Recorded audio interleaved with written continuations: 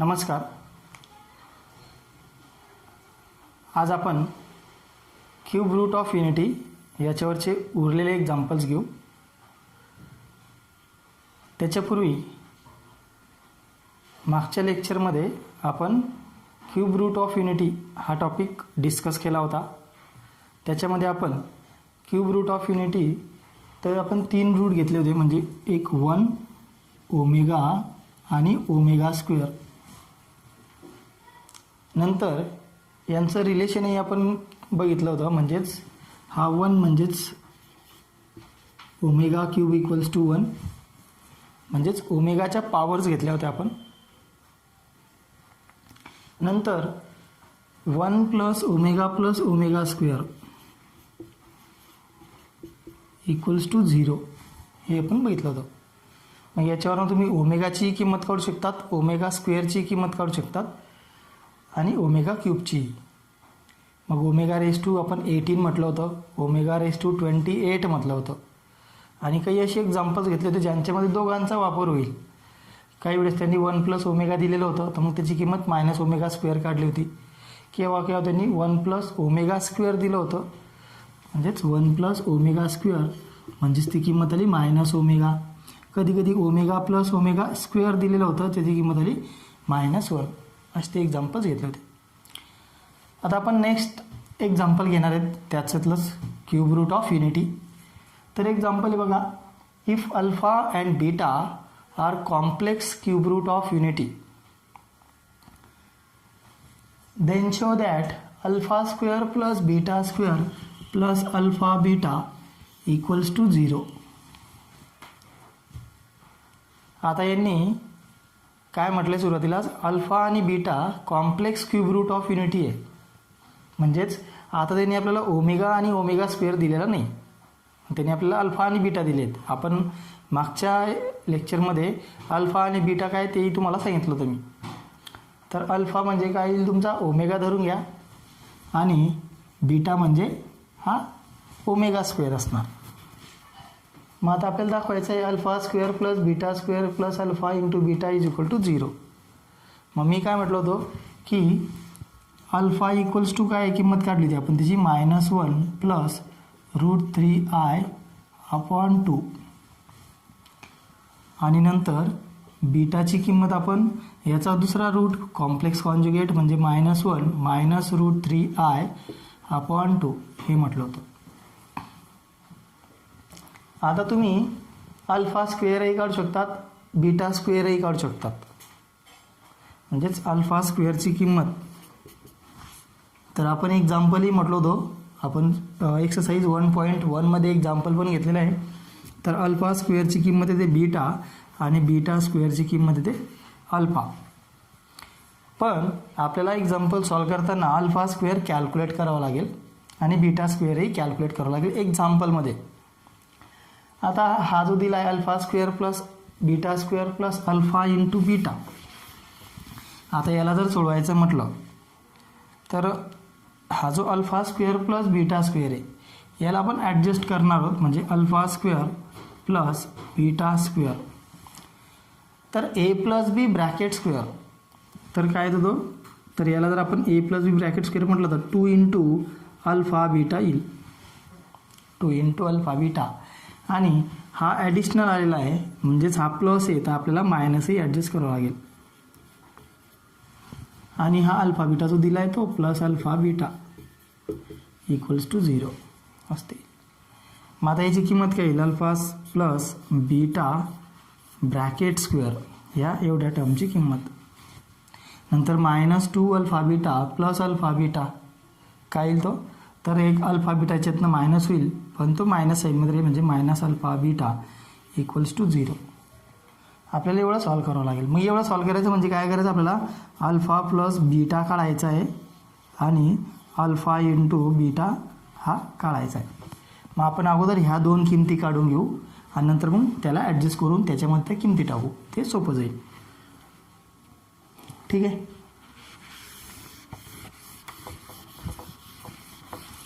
आता alpha plus beta अगोदर करून घेऊ आपण. अल्फा प्लस बीटा, अल्फाची किंमत दिली आहे -1 प्लस √3i अपॉन 2 आणि प्लस -1 मायनस √3i अपॉन 2.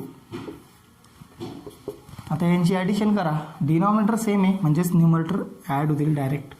म्हणजे हा -1 प्लस √3i नंतर -1 आणि मायनस √3i अपॉन 2. हा प्लस √3i आहे आणि हा मायनस √3i कॅन्सल होऊन जाईल. -1 हा झाला -2 आणि हा 2 याची किंमत आली -1 म्हणजेच अल्फा प्लस बीटा आपण काढला -1. अल्फा प्लस बीटा आला -1. आता दुसरं आपण काढू अल्फा इंटू बीटा. तर अल्फा इंटू बीटा म्हणजेच -1 plus √3i upon 2 into -1 minus √3i upon 2. यांचे आपण मल्टिप्लिकेशन करून घेऊ. काय येईल मल्टिप्लिकेशन? न्यूमरेटरला न्यूमरेटरने मल्टिप्लाय करा, डिनॉमिनेटरला डिनॉमिनेटरने. म्हणजेच -1 इंटू -1 काय होईल तो -1चा स्क्वेअर म्हणजेच +1 झाला. नंतर -1 into minus √3i minus minus plus झाला, हा आला √3i. नंतर √3iने दोघांना मल्टिप्लाय करा, √3i मायनस √3i म्हणजेच हा झाला मायनस √3i. आणि नंतर √3i इंटू मायनस √3i म्हणजे हा मायनस साईन √3चा स्क्वेअर आणि हा आय स्क्वेअर अपॉन 2 इंटू 2 हा झाला 4. त्याला अजून सिम्प्लिफाय करा तर हा plus √3i minus √3i cancel होऊन जातील. हा जो आय स्क्वेअर आहे याची किंमत किती आहे तर -1 म्हणजे हा -1 आणि हा मायनस हा झाला प्लस म्हणजे 1 प्लस आणि √3चा स्क्वेअर म्हणजे 3 अपॉन हा 4. 1 प्लस 3 अपॉन 4 म्हणजेच किंमत आली 1. अल्फा इंटू बीटा त्याची किंमत आपण काढली 1. आता जे आपल्याला म्हटलं त्यांनी show that alpha square plus beta square plus alpha into beta equals to 0. मग त्यांना लिहून टाका. LHS आपल्याला काय दिली त्यांनी, LHS equals to alpha square plus beta square plus alpha into beta.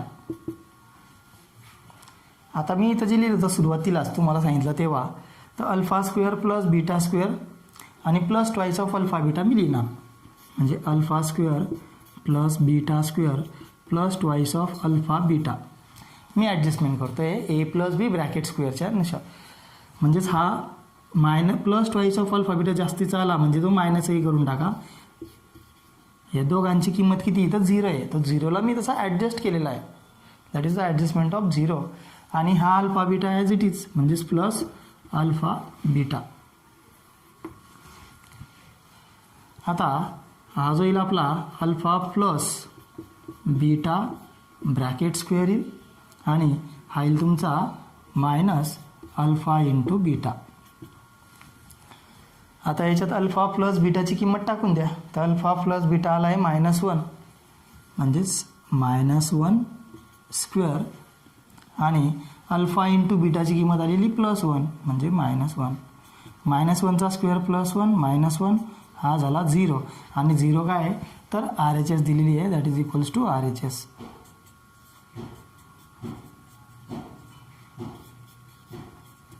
Hence proved.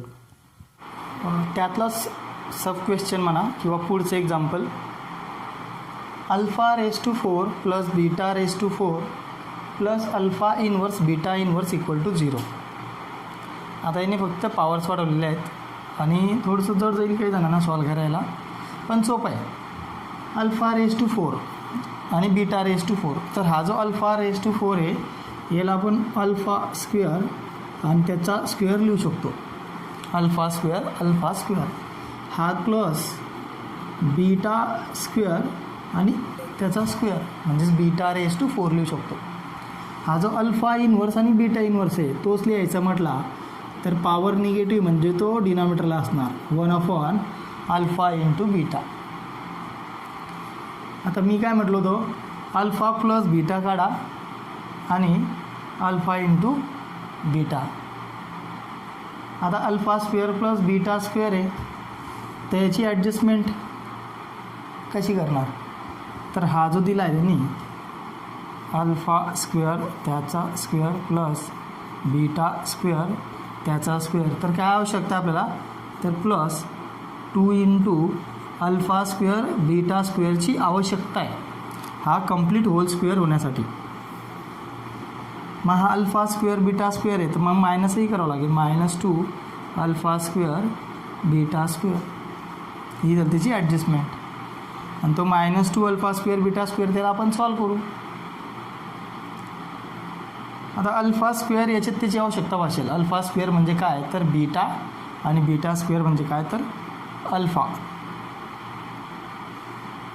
हा काय होईल तुमचा? Alpha square plus beta square त्याचा स्क्वेअर. मग हा अल्फा स्क्वेअर म्हणजे काय? तर बीटा, आणि हा काय? तर अल्फा, हा त्याचा स्क्वेअर होऊन जाईल. बीटा प्लस अल्फा किंवा अल्फा प्लस बीटा एकच आहे, तो सॉल्व होऊन जाईल तुमचा. नंतर हा अल्फा स्क्वेअर आणि हा बीटा स्क्वेअर. अल्फा स्क्वेअर म्हणजे काय? तर बीटा, किंवा त्याला तुम्ही असंही लिहू शकतात, हा पॉवर्स बाहेर घेऊ शकतात, प्लस हा -2 into alpha into beta bracket square, आणि तो हा डिवाईडला 1 अल्फा इंटू बीटा राहील.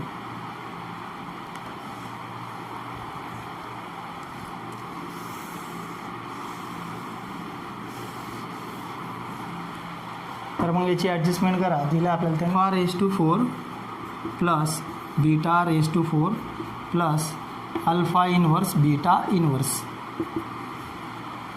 आता यात आपण ॲडजस्टमेंट करणार.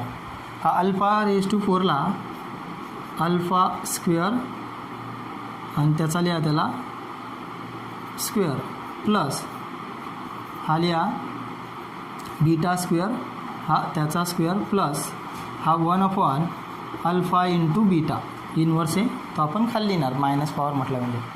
आता अल्फा स्क्वेअरची किंमत किती? तर बीटा, आणि प्लस बीटा स्क्वेअरची किंमत अल्फा. याला पुन्हा सॉल्व करा. हा alpha beta square plus alpha square आहे, म्हणजे हा ए स्क्वेअर प्लस बी स्क्वेअर प्लस 2ab आपण लिहिणार, म्हणजे plus 2 into beta alpha. Beta alpha लिहा किंवा अल्फा बीटा लिहा, एकच आहे. मग -2 बीटा अल्फा आणि प्लस 1 अल्फा इंटू बीटा. ही किंमत किती तुमची? हा ए प्लस बी ब्रॅकेट स्क्वेअर, म्हणजेच अल्फा प्लस बीटा स्क्वेअर लिहू शकतात किंवा बीटा प्लस अल्फा स्क्वेअर, काही फरक पडणार नाही. -2 इंटू अल्फा बीटा लिहिणार, बीटा अल्फा असू द्या, प्लस 1 अल्फा इंटू बीटा. आता यांच्या किमती टाका. हा काही तुमचा -1 त्याचा स्क्वेअर -2 इंटू हा येईल तुमचा +1 आणि प्लस हा किती 1/1 -1चा स्क्वेअर +1 हा झाला -2 आणि हा +1, किंमत आली 0. आपल्याला 0 दाखवायचं होतं, इक्वल टू 0. Hence prove.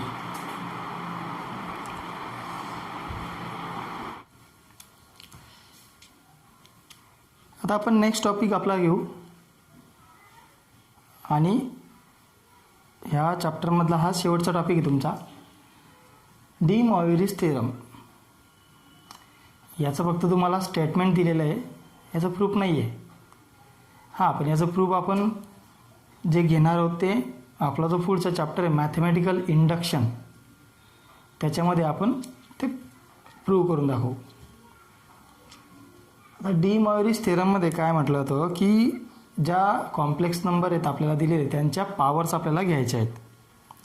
मग आता तो कॉम्प्लेक्स नंबर कोणत्याही फॉर्ममध्ये राहू शकतो, तर z = a + ib ह्या फॉर्ममध्ये राहू शकतो, किंवा z = r × cos θ + i sin θ या फॉर्ममध्येही राहू शकतो, आणि z = r × e⁻⁴ ह्या फॉर्ममध्येही राहू शकतो. मग आपण याच्यामध्ये पोलार फॉर्मलाच जास्त घेणार आहेत, कारण की दोनही पोलार फॉर्ममध्ये लिहिले जातील. म्हणजे Z equals to R into cos theta plus i sine theta. मग याची पॉवर जर म्हटली तर कोणतीही पॉवर घ्या, झेड रेस टू एन, म्हणजेच तो आला R into cos theta plus i sine theta raise to N. Z raise to N म्हणजे हा आर रेस टू एन होऊन जाईल आणि हा तुमचा येईल cos theta plus i sine theta raise to n. हाच तुमचा डी मॉर्गन्स थेरम आहे. Cos of theta plus i sine theta raise to n म्हणजेच z raise to n equals to r raise to n cos of N theta plus i sine n theta. हा तुमचा De Morgan's theorem. म्हणजेच cos of theta plus i sine theta raise to N is equal to cos of N theta plus i sine of N theta असतो. मग आता ही जी power असणार, ही power काय असू शकते, तर ही पॉवर असू शकते तुमचा एखादी इंटेजर. इंटेजर म्हटलं म्हणजे निगेटिव्ह नंबर्स आणि पॉझिटिव्ह नंबर्स आणि झिरो. जर पॉवर झिरो म्हटली तर त्याची किंमत किती येणार, 1 येणार. जेव्हा पॉवर झिरो असेल त्याची किंमत किती, 1 आहे. आणि निगेटिव्ह आणि पॉझिटिव्ह असली तेव्हा ते आपण यूज करू शकतो. किंवा अजून तिसरी टर्म असू शकते, तर ती फ्रॅक्शनल असणार, 2/3, 3/4, 5/7 अशी घेतली असेल. तर cos of theta plus i sine theta raise to 7 घ्या. ठीक आहे. तर मग ती काय येईल, cos of 7 theta plus i sine of 7 theta. होतं काय, फक्त जी पॉवर आहे ती त्या थीटाला मल्टिप्लायला येते. आता ही होती पॉझिटिव्ह पॉवर. आता निगेटिव्ह पॉवर घ्या, म्हणजेच cos of theta plus i sine theta raise to -8 घेऊन टाका. तर ती काय येईल, cos of -8 theta plus i sine of -8 theta. Cos of -8 theta, minus sine आला जर कॉस हे इवन फंक्शन आहे, म्हणजे तो मायनस साईन ॲब्सॉर्ब होऊन जाईल, म्हणजे कॉस ऑफ 8 थीटा येईल आणि साईनमधनं हा साईन बाहेर येईल, म्हणजे ते इवन ऑड फंक्शन आहे, आय साईन ऑफ 8 थीटा. वाटलंच तर लिहून घ्यायचं तुमचं reason, cos of -theta equals to cos theta and sine of -theta equals to -sine theta असतील. आणि एखादी फ्रॅक्शनल पॉवर घ्या, cos of theta plus i sine of theta raise to 2/3. तर ती काय येईल, cos of 2θ/3 plus i sine of 2θ/3 असते. दुसरी गोष्ट, एक्सपोनेन्शियल फॉर्ममध्ये जर नंबर दिलेला आहे तर त्याला आपल्याला पोलारमध्ये कन्वर्ट करावं लागेल. ठीक आहे. आणि दुसरी अजून एक टॉपिक घेऊ शकतो आपण, जर 2 कॉम्प्लेक्स नंबर दिलेले आहेत आणि ते जर आपल्याला एक्सपोनेन्शियल फॉर्ममध्ये दिले आहेत, म्हणजे Z1 equals to R1 e raise to i theta 1 आणि Z2 इक्वल्स टू R2 आणि e raise to i theta 2. तर यांची मल्टिप्लिकेशन काय येईल, Z1 इंटू Z2 म्हणजेच R1 into e raise to i theta 1 into R2 e raise to i theta 2. हे modulus multiply होतील, म्हणजेच moduli get multiply, moduli multiply होतील आणि ह्या ज्या पॉवर्स आहेत त्यांची ॲडिशन होईल, म्हणजेच e raise to i theta 1 plus theta 2. Law of इंडेक्सेसनुसार जेव्हा बेस सारखे असतील आणि पॉवर्स वेगळे असतील तर त्या बेस पॉवरची काय होते, ॲडिशन होते. आणि जर ते डिवाइडला असले तर त्या पॉवरची काय होते, जी पॉवर डिनॉमिनेटरला आहे ती मायनस असणार. म्हणजेच Z1/Z2 जर दिलं तर म्हणजेच R1 e raise to i theta 1 आणि R2 e raise to i theta 2. R1 upon R2 as it is राहील. हा थिटा 2 जी पॉवर डिनॉमिनेटरला ती मायनस होऊन जाईल, म्हणजे e raise to i into theta 1 minus theta 2. ठीक आहे. यांच्यावर तुम्हाला एक्झाम्पल असतील cos theta plus i sine theta यांची. कधी कधी उलट दिलेलं असेल, हे दिलेलं असेल cos of 7 theta plus i sine of 7 theta, त्याच्यावरून आपण हे लिहू शकतो. ती पॉवर काय होऊन जाईल, मल्टिप्लिकेशनला जो नंबर आलेला आहे 7 थिटा तो वर चालला जाईल. पण ध्यान ठेवा दोन्हीही सारखे असले पाहिजेत. हा 7 थिटा दिला आहे, हा 8 थिटा दिला आहे, तिथं तो अप्लाय होणार नाही. दोन्हीही सेम पाहिजे तेव्हाच तो होईल. अँगल सेम असला पाहिजे. मायनस जरी असलं तर ध्यान ठेवा कॉसचा साईन प्लस होऊन जाईल आणि तो मायनस होऊन जाईल साईनचा. किंवा मग तुम्ही त्याला डिव्हिजन ऑफ कॉम्प्लेक्स नंबरनुसार सॉल्व करू शकतात. 1 upon cos theta plus i sine theta raise to हा 8 येऊन जाईल.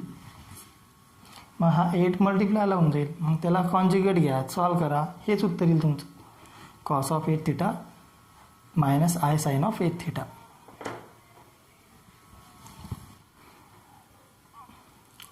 आपण डी मॉरिस थेरमवर आपण एक्झाम्पल घेऊ. आता एक्झाम्पल दिलं त्यांनी cos of 2 theta plus i sine of 2 theta raise to 7 आहे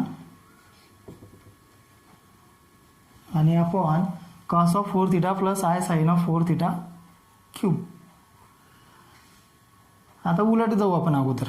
मी काय म्हटलं होतं नाही की फक्त cos of theta plus i sine theta raise to N is equal to cos of N theta plus i sine of N theta असंच नसणार. उलट पण दिलेलं असेल cos of N theta plus i sine of N theta. मग ती जी मल्टिप्लायला आला आहे जो स्केलर अँगलला, तो आपण पॉवरला पण घेऊ शकतो किंवा जर पॉवरमध्ये मल्टिप्लायला पण घेऊ शकतो. म्हणजेच आपण याला लिहू शकतो cos of theta plus i sine theta, हा झाला त्याचा रेस स्क्वेअर आणि हा रेस टू 7. किंवा डायरेक्ट लिहू शकतात 7 इंटू 2. नंतर याचं येईल तुमचं cos theta plus i sine theta raise to हा येईल तुमचा 4 आणि हा cube.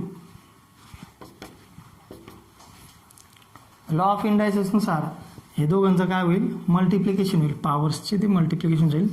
Cos theta plus i sine theta raise to 7 into 2 हा झाला 14 अपॉन यातही तसंच पॉवर्सची मल्टिप्लिकेशन म्हणजे cos theta plus i sine theta raise to हा होऊन जाईल तुमचा 12. दोघांचा बेस सारखा आहे म्हणजे काय होईल, हा 12 आहे, डिनॉमिनेटरची पॉवर काय वर जाताना मायनस होते. म्हणजेच cos theta plus i sine theta raise to हा होऊन जाईल तुमचा 14 मायनस 12. 14 मायनस 12 किती, तर तो येईल तुमचा cos theta plus i sine theta हा त्याचा स्क्वेअर आणि हा झाला cos 2 theta plus i sine 2 theta असतो येऊन जाईल.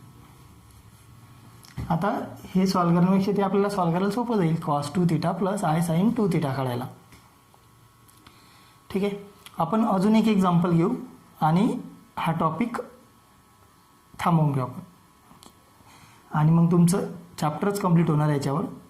Cos of 5 theta plus i sine 5 theta upon cos 3 theta minus i sine 3 theta square. आता बघा जे एक्झाम्पल जास्त घेण्यात काही हे नाही आहे, समजून घ्या एक्झाम्पल कसे असतील. आता 5 theta plus i sine 5 theta आहे, रेस टू पॉवर आवडू शकतात -3 दिली असती कोणतरी, किंवा हा मायनस साईन आहे, हाही मायनस दिलेला शकतात. एक्झाम्पल्स म्हणणार तेवढे बदलतील. फक्त ध्यान ठेवा करायचं काय, यूज करायचं आहे फक्त D Morris theorem. D Morris theorem use करताना काय करायचं, जो अँगलला मल्टिप्लायला नंबर आलेला आहे तो वर घ्यायचा आहे पॉवरला. आता हा cos 5 theta plus i sine 5 theta मी याला असंही लिहू शकतो, cos theta plus i sine theta हा 5 इथनं काय जाईल तर पॉवरला जाईल म्हणजे रेस टू 5 अपॉन. आता इथं हा cos 3 theta minus i sine 3 theta दिलेला आहे. हा मायनस साईन आला आहे. जोपर्यंत हा मायनस साईन निघणार नाही तोपर्यंत आपण त्याला डी मॉर्गन्स थेरम अप्लाय करणार नाही. मग हा जो आहे मायनस साईन मी याला असंही लिहू शकतो, cos of -3 theta plus i sine of -3 theta आणि हा त्याचा स्क्वेअर असंही लिहू शकतो. काय केलं मी, ज्याप्रमाणे तो मायनस साईन कॉसमध्ये ॲब्सॉर्ब होतो तो मी असं लिहिला आहे. कारण की कॉस ऑफ -3 थिटा काय येणार आहे, कॉस मायनस थिटा काय येतो तर तो प्लस कॉस थिटा येतो आणि साईन ऑफ मायनस थिटा तो काय येतो मायनस साईन थिटा येतो. म्हणजे हा जो मायनस साईन थिटा होता तो साईनमध्ये घेतला मी आणि हा कॉस ऑफ -3 थिटा प्लस येतो म्हणजे प्लसला असा लिहिला मी.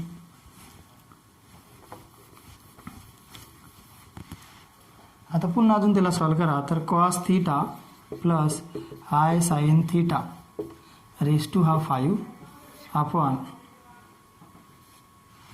हा तुमचा -3 बाहेर निघेल म्हणजेच cos theta plus i sine theta आणि -3 × 2 हा झाला -6.